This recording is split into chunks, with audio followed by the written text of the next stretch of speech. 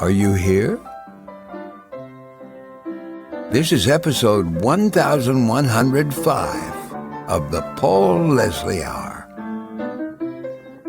Today, Paul sits down with Conal Fowkes and Simon Wettenhall of the High Society New Orleans Jazz Band. Take a breath. Pull up a chair. Folks, thank you so much for joining us on another episode of the Paul Leslie Hour. Our guests today, Conal Fowkes and Simon Wettenhall of the High Society New Orleans Jazz Band, are both returning guests. Now, Simon was last on in 2008. I don't know how many years ago that was, but Conal, however, is the most recurring guest on this show of all the 1,000 plus guests. Conal just always seems to accept my invitation. But thank you both for coming on here. I appreciate it a lot. Great to see you again, Paul. Thanks for having us. Great pleasure to be here. Great to have you in living color, Simon, and welcome back, Conal. So you all have this new album out. It's live at Birdland from the High Society New Orleans Jazz Band, as well as many, many live performances that you guys have been doing with the band. I want to know from you guys, is there a mission when you begin one of these gigs? Before you go on, of course, you've got a job to do, but is there a thing that you're trying to create aside from just we're doing music here? Well, definitely. I mean, first of all, we have a band that's pretty much in agreement about what the mission is, which is kind of really rare. And I think we all kind of agree that we're looking to create an ensemble sound rather than a collection of soloists and virtuosos. And we're pretty much dedicated to a specific type of ensemble sound. And that is the ensemble sound of the early New Orleans jazz bands, some of whom obviously we know migrated to Chicago. You know, that's the general aim, I would say. What about you, Conal? Yeah, absolutely. I'm totally with Simon on that one. You know, along with that, our aim is also to play our hearts out and give the folks a good time and kind of entertain and put on a good set of music. Simon and I spend a lot of time prior to all these gigs choosing the repertoire and choosing a set list that'll kind of flow and that will represent these diverse elements that kind of make New Orleans, the classic New Orleans style. So that, you know, there's quite a lot of work goes behind it. So on game day, the hope is to deliver all of that, and there's a lot going on, and in our minds there's a huge amount going on, but hopefully the audience just sits back and has a great kind of fun and joyous experience. Well, you were just discussing there the repertoire. Can something outside the show affect perhaps something that you all will play that night? You guys were saying it's a cold one up there in the Empire State today. So can things like that, can it have a bearing on the show that you guys are going to play at Birdland? I mean, I don't know about the weather, but we do week to week often have little thematic things going on with the week's set. And it might be because it's an anniversary of a famous composer, or it's, you know, a particular holiday on the calendar, like around the Christmas time or Easter. There's certain songs that we might throw in just because it's that time of year. Weather-wise, it might influence the choice slightly, but not greatly, I don't think. Simon, what do you think to that? Yeah, definitely. I mean, you know, we play, one of the things we do is we always try and play a waltz, you know, in the style of a early New Orleans kind of jazz band.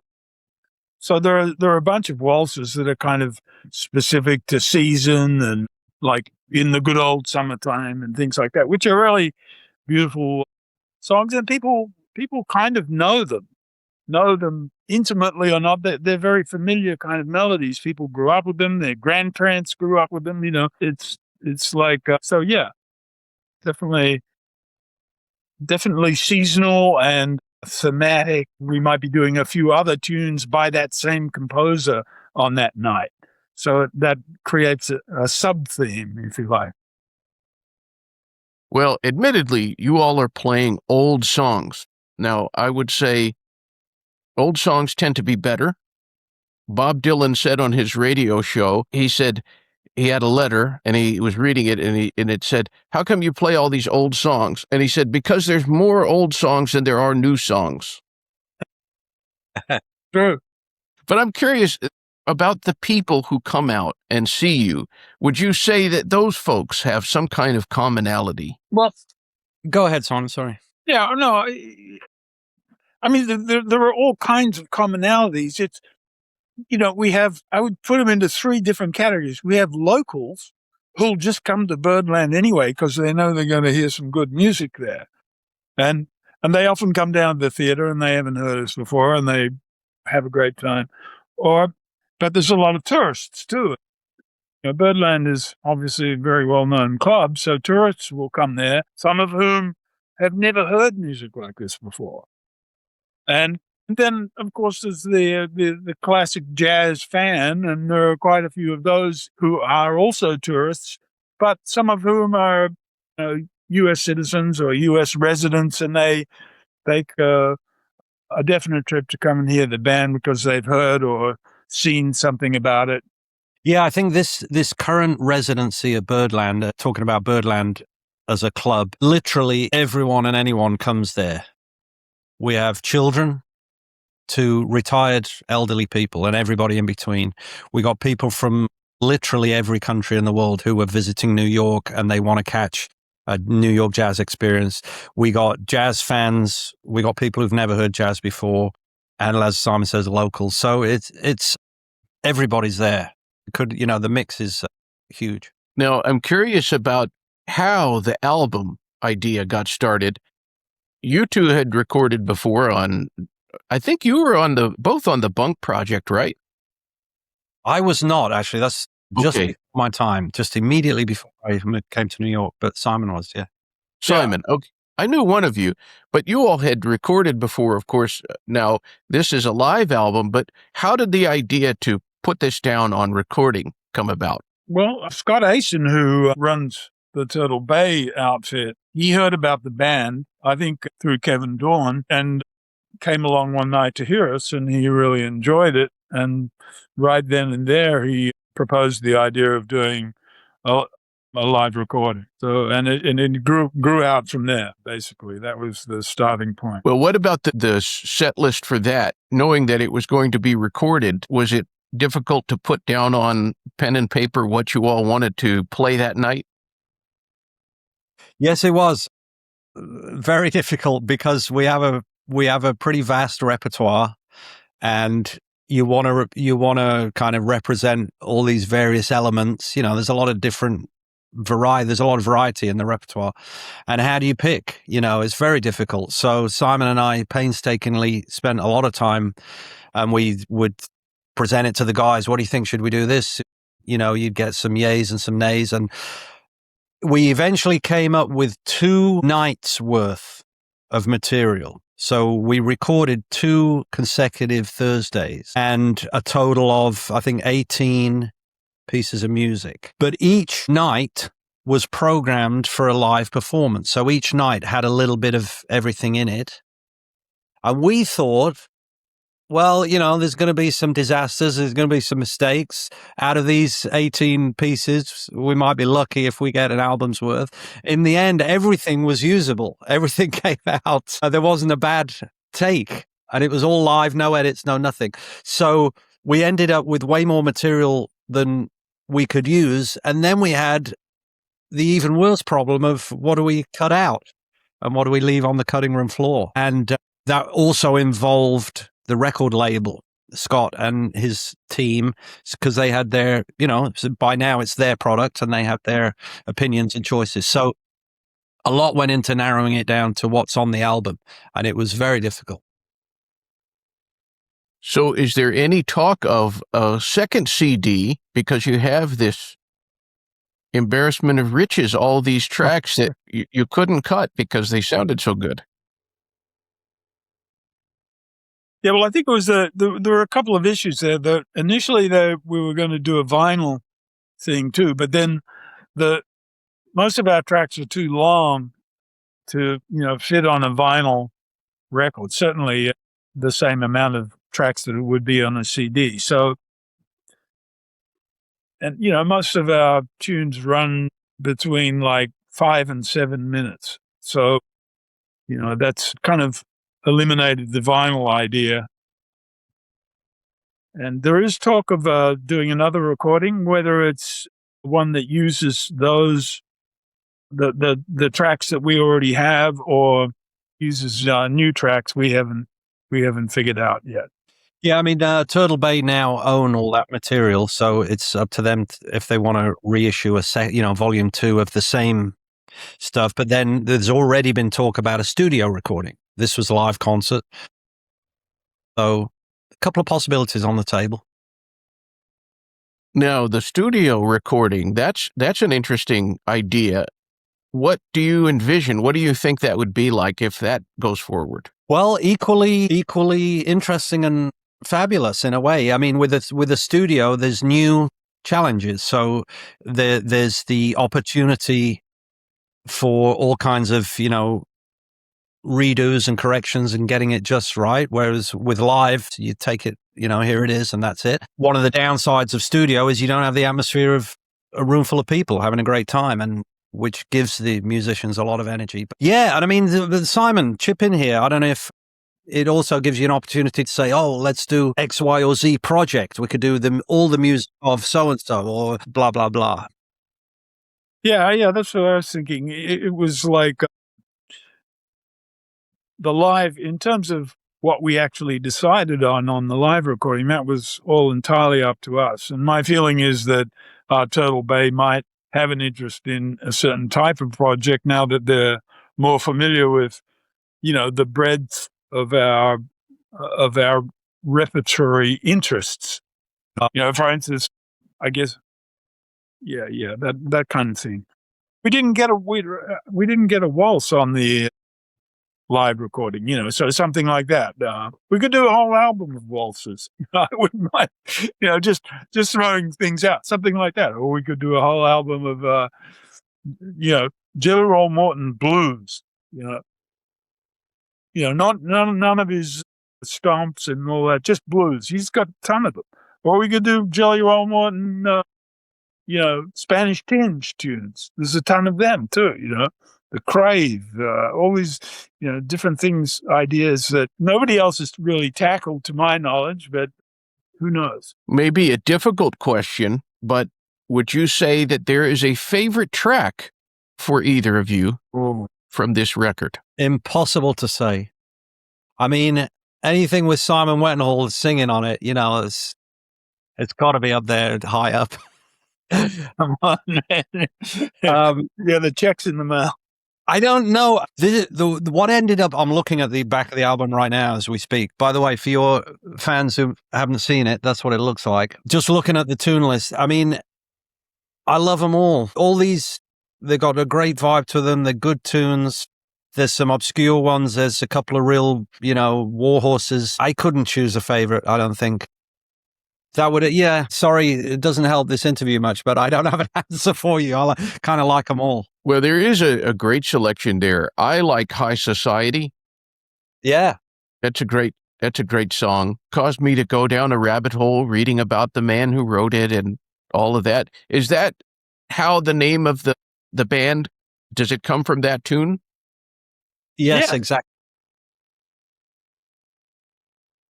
So can you tell us a little bit about your formation? I mean, obviously you have a long history of playing together from the Carlisle days, but how did this particular incarnation with these musicians come about?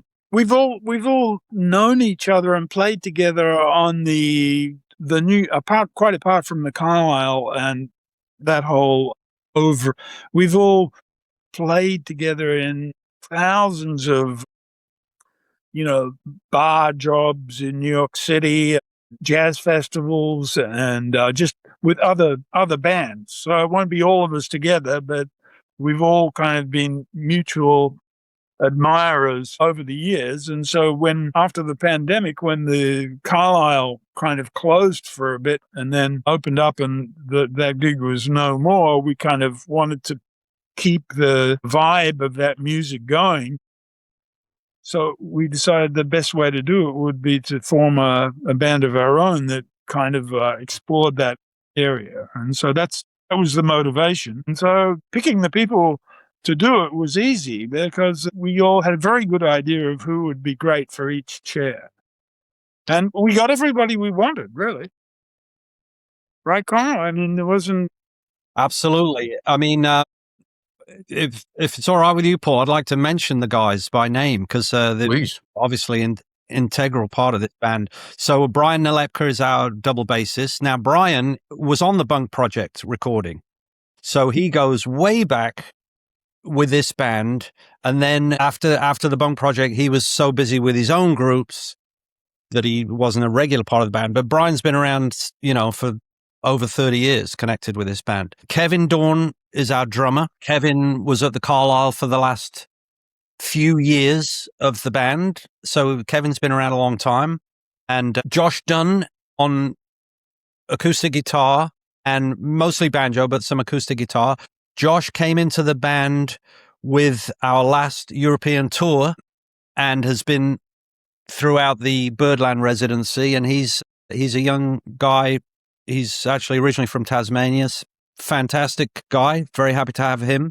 Harvey Tibbs is on trombone. Harvey is a New York, staple. He's played with everybody for forever. And we've all worked with him many times with other kind of groups. And when this spot came open, he's the kind of first guy we thought about. And Harvey's just fantastic. And the clarinet chair, of course, was formerly filled by the great filmmaker, is now Tom Abbott, who's a really spectacular, deep, bluesy, wonderful player and singer. So that completes the group. We lost Eddie with the pandemic, and our bass player we lost during the pandemic. She moved back to Australia, et cetera, et cetera. So this caused these spaces to become open, and they've been filled with really the best possible guys. And it's a wonderful group. And the guys, we all kind of think pretty much the same way. We're into the same stuff. It's not hard work. It's not, it's a natural fit. Well, I have two questions. Both of them are specifically for one of you. That was a clumsy way of putting it, but this one is for Simon. All right. So someone commented about this from the first interview. So I've been saving this for some time. Uh-oh. But just tell us, fact check. Is this true?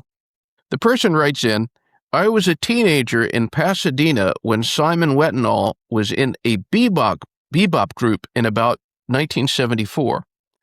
Kevin Moore was the guitarist and my sister's boyfriend. Changed my view of music from then on. Fact check, is this true so far? It's all true except for the bebop part. It wasn't a bebop group. I wouldn't call it that. So we're but it was. Sorry, go ahead. No, I was just going to say, so we're at 90% correct. Go on. Yeah.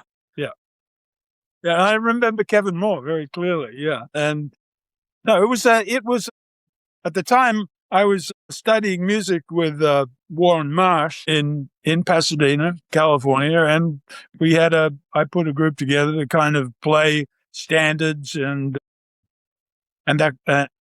using some of the material that I was studying and working with Mr. Marsh. So that's the backstory there.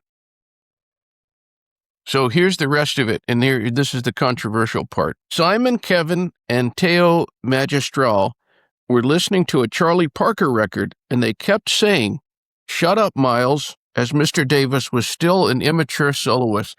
Do you admit to any of this? I don't think so. That is pretty controversial. I actually, to be totally honest and frank, there was a point where I wasn't a fan of early Miles, and now I am. I mean, I like pretty much everything the early Charlie Parker bands did. Whether or not how germane that is to everything else is another question. and which I could go into for hours. But let it be said that I think all this music comes from New Orleans and comes from the pioneers, no matter what they call it. And so familiarity with the whole history of music, I think, is a really important thing. Well, I thought it was very, very interesting and entertaining. And I thought, wow, this will knock everybody out. Especially, nobody thinks that something they say at perhaps a bar in 1974 is going to come back around. Now, this is a bit of a more serious question. This comes from Robert E. McCready, and he asks Conal, Boy, playing the piano feel in any way like it's connected to the divine or anything spiritual for you? wow. Well, geez, how do you answer that? I think playing any instrument, I would suspect, is open to moments of transcendence, which one might describe as, connection to the divine, depending on one's, how you describe those things. Let's get back to the piano and my personal experience. I mean, I've played the piano my entire life since I was a little kid. So we're talking about thousands and thousands and thousands of hours. And there have been moments, few absolutely, where something else is going on. It feels like the piano is playing itself rather than I'm playing it or whatever. Those moments are so, what's the word? Enjoyable, enriching, uplifting. You find your own words for it. You know what I mean? Now, I'm not religious, so I don't think that's God sent because I don't think there's a God. But it's otherworldly and it does seem to transcend the mundane. And for me, it's certainly a reason that I keep doing it because I keep trying to have that feeling again. It's a major draw because I guess it happened to me as a young kid and here and there. And certainly when I was a student with my teacher, I had experiences there and, they're rare, but you keep going back because you want to feel that again. And let's say we can call that what we may, and that might be what this listener means by does it have divine connection? Does that answer? Yeah, well, to answer. Well, thank you, Robert McCready, for that deep question. Yeah, I wouldn't have come up with it, that's for sure. But I want to ask you guys because you were playing at the Carlisle for so long. That was like your home base there. Yeah. Was it difficult at all to go from playing years and years and years at the Carlisle, very, very venerable institution, to then go and play at Birdland, which is also super, super renowned and a destination for so many? Simon? Yeah, for me, it wasn't difficult at all because it's really, I think when you play in any place, I think the measure of how it feels to play there is how people are listening and whether it's a comfortable place for people to listen. So in that respect, I've never played in a place that is as comfortable as Birdland anywhere. Even in a concert hall, because the concert hall has its own kind of inherent anxieties and everything. But in a club, it's smaller, and if everybody's there to listen, and the management is behind that idea, it's fantastic. And the Carlisle, as great as it is not on that level. It's more it's a room where society people go and tourists go, and they, it's smaller, and I think it attracts a different kind of audience. Put it that way. What says you, Conal? Yeah, I would agree with that. Birdland is just it's perfect. They set that up, the stage, the room, and they do it 7 days a week, year round. They've been doing it for years. They know what they're doing. Piano's beautiful. It's never out of tune. The sound is always just exactly right. So it's a luxury, really. And it's a historic, prestigious room to boot. And it's a listening room. People are quiet. The Carlisle was wonderful. I loved playing there. Another, historic, famous room. But we played despite the difficulties of the acoustic of the room. And not that it was terrible, but the Birdland is is a step up, as Simon says. Yeah. So it's wonderful. It wasn't a difficult transition. It was a very comfortable, easy one. And what days do you play at Birdland there for everybody out there who is planning to go into New York City? And we play there every Thursday, and we do 2 shows, one at 5:30 and one at 8:30. And the shows last for 75 minutes. Okay. Very, very good. Now, I'm curious about this. Back when I was interviewing you all, at that time it was the Eddie Davis New Orleans Jazz Band. Whenever I called it the Woody Allen Jazz Band, nobody ever corrected me except for Woody Allen. And he said, it's actually Eddie Davis. And it's kind of interesting, at least the way I looked at it. It almost seemed like you all were not advertising the gig that much. It was like, if you know kind of thing. Is that the case? Do you think that it's funny to me that there seemed to be like, I don't know, they didn't really promote the show as much as you would maybe think they would. That's true. And that was Woody's request. So for his own reasons, I'm not exactly sure what they were. He did not want publicity. He never likes to be announced. He doesn't want to see his name plastered everywhere. But knowing full well that word travels very fast and you're still going to have a full room. But those were his requests. So you're right. They didn't advertise it. They didn't push it. They didn't put his name everywhere. But that was not the Carlisle. That was, I think, Woody's request. Now, in all those years of playing with Woody Allen at the Cafe Carlisle, was there a most surprising thing that you all learned about Woody Allen's relationship with his instrument, the clarinet, and music as a whole? Was there anything that you thought, wow, that's interesting, I wouldn't have maybe thought that? Okay, that's a deep one. Yeah, I don't know. I'd have to think about that.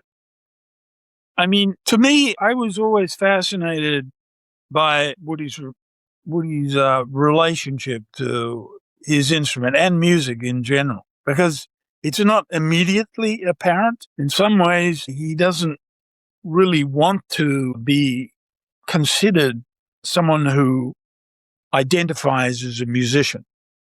And I don't know that he wants to be identified as anything in particular.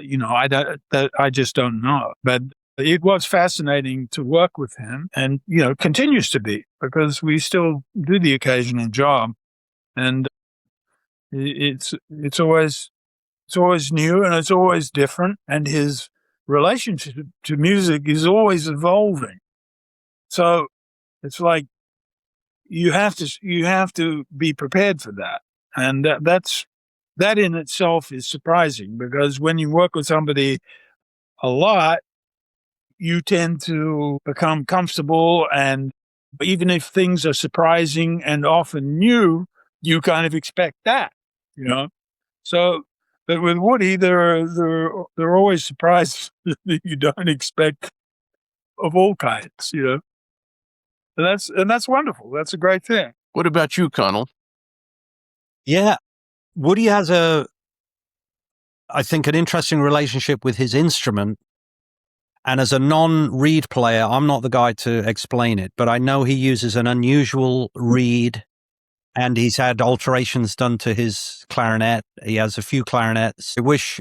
Simon probably knows more about this than I do, but if we had a reed guy, could probably explain all this. Unfortunately, we don't. But there is some fascinating points to his relationship specifically to his clarinet. With music, I mean, I discovered long time ago, but it was fascinating that he, for example, holds maybe highest or up there, certainly, musicians like Bud Powell and Thelonious Monk. And one might not think that if, you follow him musically and in the style that he plays, and he knows New Orleans music inside out, and he loves George Lewis and Sidney Bechet and Louis Armstrong, these guys, that if you're familiar with that style, will you say, oh yeah, okay, these are the greats we all love. But then he really knows guys like Bud Powell inside out, and he loves it. And I think he would wish to play like that. He loves Thelonious Monk. He loves, Charlie Parker and all these. So they're kind of interesting little tidbits that you pick up along the way, Absolutely. Yeah. When he told me that he was a John Coltrane fan, I thought, There you go. You wouldn't think that, right? right. Yeah. Interesting. Well, did you all give him a copy of this CD? Yeah, I think he has one. Yeah, no, certainly has one. I mean, he wrote us a little quote inside the album, a little, what do you Hold call it? up the album, Conal, again, Yeah. and tell people that if they order 2 from Turtle Bay, it helps with the shipping costs a little. Okay, that I didn't know, but you know. So this is the album, the High Society New Orleans Jazz Band live at Birdland. The record label that produces it is called Turtle Bay, and they're a New York label. You can find them online, turtlebay.com. You can order directly from them, hard copies like this. But this is also available at all the usual kind of streaming outlets. It's on Spotify. It's on probably many others that I'm unaware of because I'm a bit low tech. And it contains a beautiful little booklet with all color photos and the whole history of the band. It talks about the music that we're playing, and interestingly, the booklet was written by Ricky Riccardi. If your listeners don't know, Ricky Riccardi is the curator of the Louis Armstrong House and Museum in Queens, New York. And he's written several books on jazz and on Louis Armstrong, etc. And he's actually a Grammy Award-winning liner note writer. There was a beautiful reissue of the King Oliver Creole Jazz Band recordings maybe 2 or 3 years ago, and he did the liner notes for that box set. And he won a Grammy for his notes, and he did our notes. So we're very happy that Ricky did them, and they're beautifully done. Yeah, the nice little selection of tunes, which I hope people enjoy. And for your listeners, knowledge, it's all what you hear is absolutely uncut. That's just how it came out of our horns on the day. You'll hear the audience in there. There's been no editing whatsoever. It's just, and we're proud of it and happy the way it came out. So. Absolutely. People can get it on Apple Music and all those different places. But okay, there you go. Yeah. For the real experience, you want to get the CD and maybe have some headphones on, maybe not, but dim the lights and really get taken away. And I like to listen to albums. I like to say, give yourself the gift of listening. Listen from beginning to end. You'll hear the different vocalists. You'll hear the various instrumentations, and you hear the applause of the crowd. It's really a wonderful experience, and you get that from the CD. And Ricky Riccardi, as you said, wrote the liner notes. Super, super nice guy, and knows absolutely everything there is to know about Louis Armstrong. That's for sure. Absolutely, yeah. So, any desire for you guys to maybe take this show beyond New York City, maybe take it to Spain or wherever? Yeah, totally. We'd love to do that, and we're equipped to do it. I mean, everybody. We've obviously done many tours in Europe and in all the major concert halls there, and but we'd love to get this group out either in the United States or in Europe or Latin America, wherever there's an opportunity. It'd be great. I think the band really has a strong communicative spirit when we play. People really get into it, and it's a gas. So love to broaden it out wherever we can. Any place you'd like to take it, Conal? Geez, I mean, anywhere. We, like Simon said, we played so many places around the world that, I could see us there again. I could see us going to new lands that we've never been to. This band actually has never played in Asia, with or without Woody, and why not? I'd love to go down there. I don't think Woody wants to fly all the way down there, but we certainly would. Yeah, we would go anywhere. It's we all of us travel a lot. We love to travel. We love to play to new audiences, and yeah, I hope we will. Fingers crossed for I got a good feeling about this year and the next couple of years, so we'll see. As do I. So maybe an Asian gig. That would be spectacular. I mean, Japan, I personally have never been to Japan. Most musicians I know have performed in Japan. For some reason, that country has eluded me. But, there's a big, well, considering there's not a big audience for this music anywhere, but comparatively, there's a small but strong audience in Japan for this. There's a famous Japanese band that plays in the kind of George Lewis, Bunk Johnson style. It's been in their ether for years. So they might be open to somebody like us. My last question, it's a two-part question. Do either of you have any policy against a person in the audience buying you a drink? And then the second half would be anything you'd like to say in closing to anyone who's tuned in. There are jazz fans all over the world. That's the fascinating thing about jazz. Music is the international language, but jazz more so. So starting with Simon. I'd never oppose the offer of a drink. And I don't really drink anything heavy, but I love a beer or an ale or, that's my preference. And I never oppose it. I'm very grateful to anybody that offers a drink. As to the second one, I just think I encourage everybody to read about the history of jazz and read about the people who made it. And of course, listen to it and listen and read at the same time, because I'm convinced that it's the major contribution of the United States to global culture. And I really believe in this. And it goes to the question that the individual had for Conal about transcendence and what I would call the power of music and the source of music in an evolutionary sense and a cultural sense. So I just encourage everybody to explore that, because I think it's something that could too easily disappear, and it's really fundamentally important to us as human beings.